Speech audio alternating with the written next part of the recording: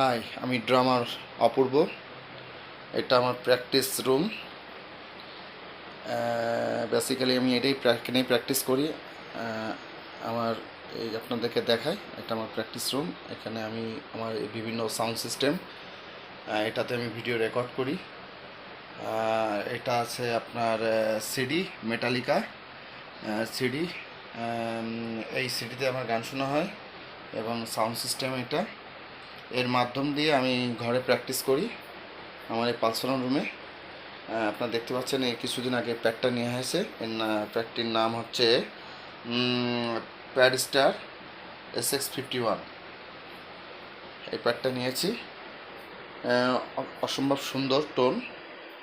আমি acoustic drums এবং pad দুই ধরনের প্র্যাকটিস করে থাকি আমার এই রুমটার মধ্যে। এটা আমার মিউজিক স্টেশন বলতে পারেন।